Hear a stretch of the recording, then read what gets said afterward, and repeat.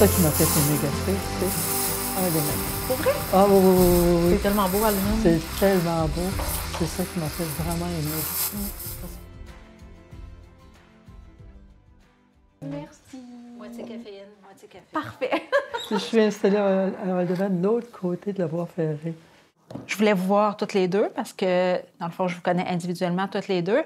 On a les filles, tu connais Fleur et Eva, puis dans le fond, je me questionnais sur comment on peut leur donner un modèle dans l'avenir de vieillissement. Fait que vu qu'on a 3 âges différents, bien, peut-être un peu s'orienter puis me donner des pistes pour savoir un peu qu'est-ce qui les attend. On est en 2025, puis c'est pas les mêmes réalités qu'avant. Fait que je pense qu'avec 3 points de vue, bien, on va pouvoir arriver à quelque chose avec nos cocottes. On va refaire le monde! L'autre fois, ma petite fille est revenue de l'école très triste parce qu'on lui reprochait de ne pas avoir de sein. Oh! Elle dit comment je réagis, grand-maman.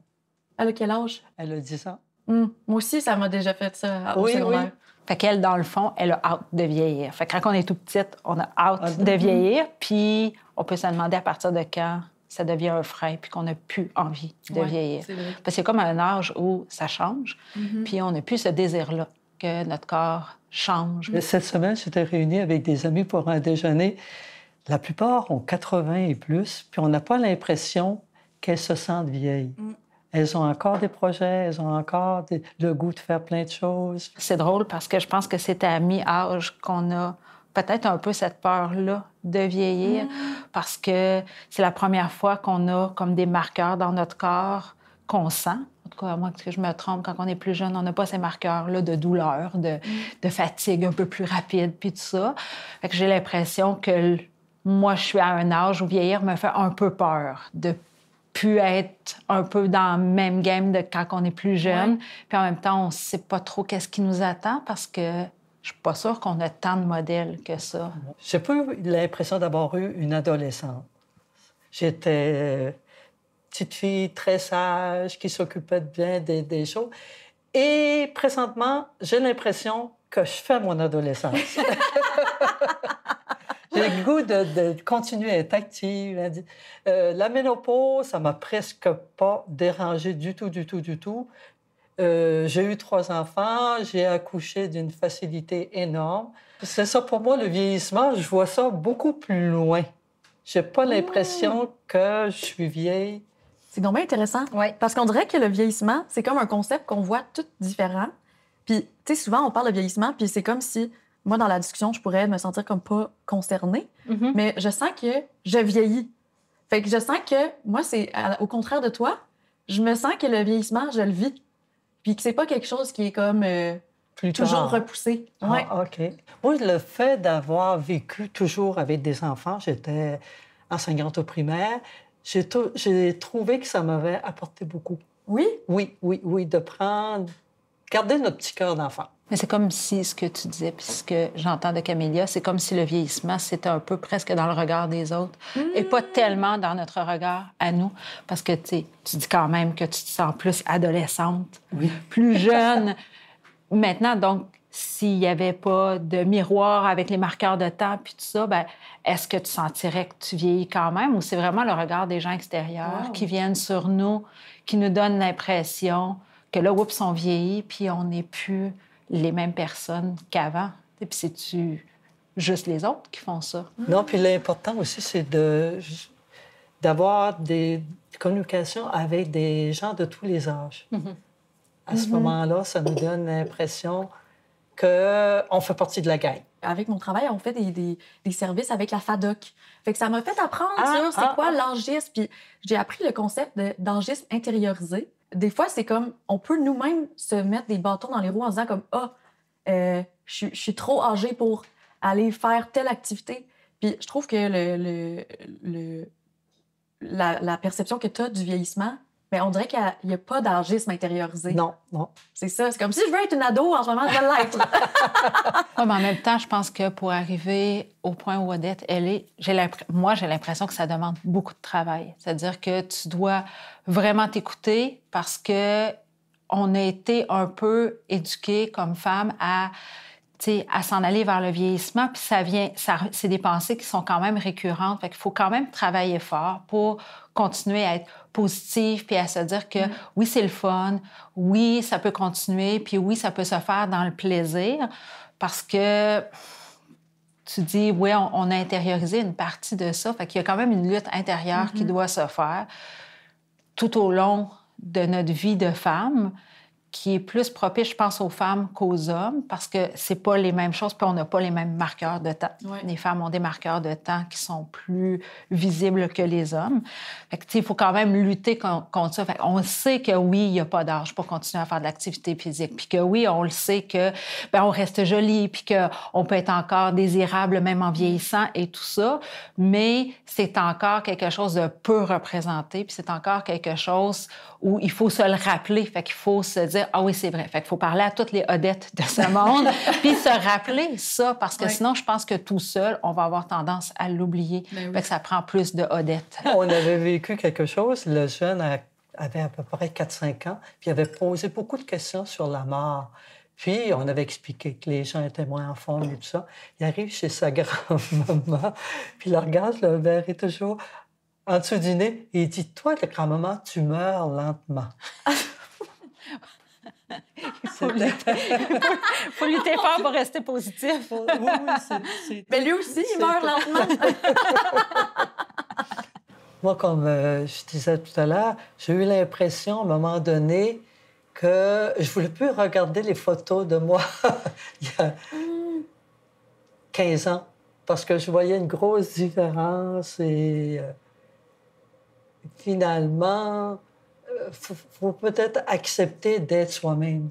Ouais, c'est comme un rapport au corps qui est différent aussi. Ouais. On n'a pas le même rapport au corps qu'on avait aussi quand on a 20 ans. Moi, je sais que je suis mieux dans mon corps maintenant que je l'étais à 20 ans. Angoissée, puis... Oui. Tu sais, autant psychologiquement que physiquement, oui. Mais moi, je me rappelle d'être complexée à 20 ans, alors que, si on se reporte, je paierais cher pour avoir cette énergie-là et tout, mais maintenant, je suis tellement mieux, puis tellement moins complexée. Fait que, moi, quand j'ai pris la décision de pas me teindre, je regardais les hommes, puis je trouvais que les hommes, c'était beau, les cheveux blancs. Je me disais, pourquoi que c'est pas beau pour la femme d'avoir des cheveux blancs? Oui, c'est magnifique. Ouais. Il n'y a personne qui nous demande concrètement, à part nous-mêmes, de répondre à ces standards-là. Parce que si toi, tu te trouves jolie, puis que la personne à qui tu désires plaire, la personne, tu sais, ta famille, ton amoureux, tes amis, tout ça, trouve que c'est joli aussi, bien là, à un moment donné, tu viens à te demander, oui, mais pourquoi je ferais ça? Puis ça profiterait à qui? Bien là, la réponse, au final, c'est une espèce de masse informe qu'on appelle la société. Les médias. Les médias et tout, alors qu'ils n'interfèrent pas dans notre vie personnelle. Là, ça n'a comme aucun lien avec nous. Ils sont pas importants. Oui, c'est ça. C'est-tu ces personnes-là qui ont vraiment un pouvoir sur comme c'est ça. Mon appareil, tu sais, que je veux prendre leur avis puis faire des changements dans ma vie? Non. C'est pas les médias puis les Barbies sur... Rien contre les Barbies, là, mais comme... mais l'image des femmes qui est véhiculée, c'est pas ça que je veux qui teinte mes ajustements. Accepter de vieillir, c'est comme quelque chose qui est normal de la vie. On s'en va tous vers une vieillesse. Si on se permet, je dirais pas de refuser, mais de progresser dans ça, moi, je me dis à ce moment-là, c'est que tu vas être beaucoup plus sereine et partager avec les autres, puis on n'aura pas l'impression qu'on est toute une gang de personnes âgées. Mais c'est un apprentissage, ce que tu nommes, parce que quand arrivent les premiers signes de dissonance entre ton corps physique et ta tête, qui reste, je crois, toujours jeune, du moment où on lit puis qu'on se tient occupé, puis que le corps, il arrive un moment où tu te lèves, puis ça craque un peu plus, puis on voit que c'est déjà plus difficile, ne serait-ce que l'arrivée de la ménopause qui fait qu'on peut, pour certaines femmes, avoir quelques années difficiles. Bien, ça demande quand même beaucoup de résilience pour accepter ça, que ton corps ne suit plus aussi rapidement. On ne se reconnaît plus dans notre corps. Oui, c'est ça. Il y a vraiment... Oui. Parce que moi, je suis au début de ça, de cette dissonance-là, puis moi, je trouve ça difficile. Ouais. Je trouve ça difficile de plus pouvoir... Ça va très vite dans ma tête, puis mon corps ne veut plus. Ouf, je vais trouver ça dur! Mais c'est une nuit blanche à 20 ans puis une nuit blanche à 47 ans.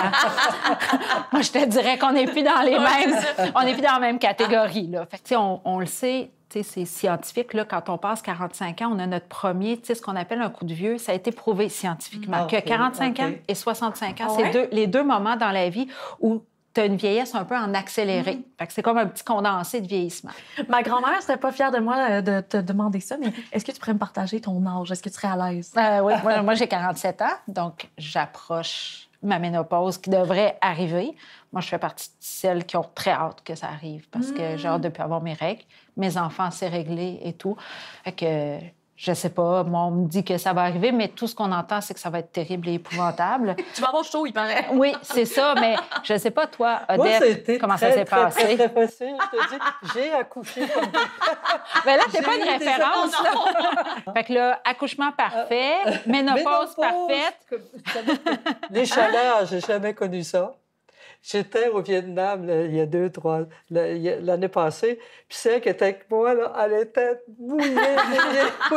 Puis là, elle me regardait, elle disait « Comment ça que t'as pas chaud, toi? » Moi, j'ai une amie, à un moment donné, elle est allée voir son médecin, puis elle a dit « Faites de quoi? Je suis à veille de tuer mon mari. »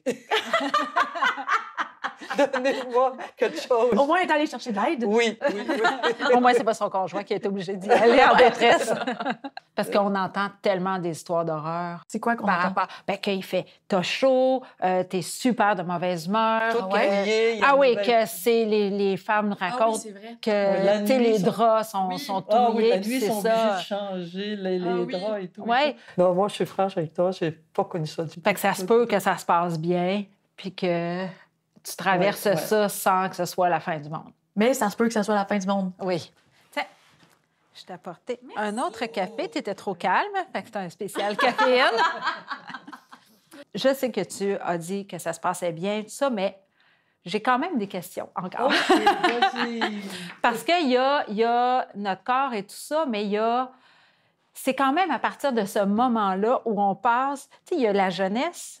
Après ça, il y a l'âge où on peut se reproduire et tout. Mais la ménopause, là, c'est vraiment le moment où on fait...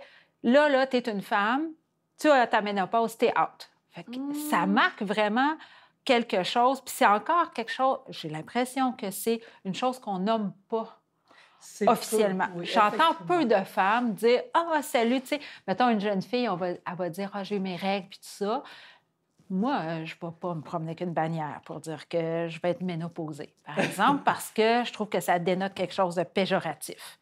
Non, puis effectivement, c'est rare qu'on entend qu'on a fait une grosse fête parce que là, la ménopause est arrivée dans notre vie. C'est ça. Je me rappelle, j'ai comme un souvenir un peu marquant quand j'étais jeune.